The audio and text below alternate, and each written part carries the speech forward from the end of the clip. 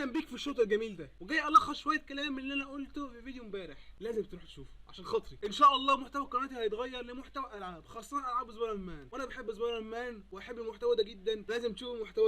فكره المحتوى دي جات لي من سنه تقريبا، كنت بتفرج على شخصيه ادمنت على محتواهم جدا، بتفرج عليهم كل يوم حرفيا، وسبت المحتوى القديم عشان انا مش مدمن انمي ولا بحب الانمي. انا بس كنت بنزل على الانميات اللي انا بحبها، وكمان المحتوى معقد ومتعب جدا في المونتاج. انا كنت ممكن اقعد في الفيديو الواحد 10 ايام، فعلا للدرجه دي الفيديوهات دي متعبه جدا. وبص بقى، خلينا نتكلم في نقطه المواعيد. وزي ما انا قلت ان يوم الاحد هيبقى فيديو طويل، ويوم الاربعاء هيبقى فيديو شورت. ان شاء الله اول فيديو للمحتوى الجديد هيكون يوم 3/8 الساعه 7، بس ان شاء الله ما اتاخرش او حتى اكسل او حتى اتعب اقول لي ماليش مزاج. انا مش عايز كده، انا عايز المحتوى ده اقعد اجهز له فيديوهات، اقعد افكر افكار خارج الصندوق، اقعد ادش. وان شاء الله ننزل الفيديوهات دي بجوده عاليه وجوده حلوه. بس في مشكله، المشكله بقى ان ممكن ما اعرفش اسجل اللقطات عشان جهازي ضعيف شويه. اسجل اللقطات يعني افتح لعبه مثلا زي سبايدر مان 3، اسجل اللقطه مثلا وهو مثلا بيطير او بيعمل اي حاجه او تطور، هتلاقي شويه هتلاقي معروض من عام سبايدر مان. الحاله دي ممكن تقعد فتره طويله شويه لحد ما اشتري جهاز قوي، وان شاء الله اشتري جهاز قوي. وبس ما تنساش تعمل لايك واشتراك وتشير الفيديو ده وتكتب تعليق حلو، واوعى تنسى تصلي على النبي عليه الصلاه والسلام، وما تنساش تدعي لاخواتنا في غزه، يا رب ربنا يحفظهم ويا رب ينصرهم.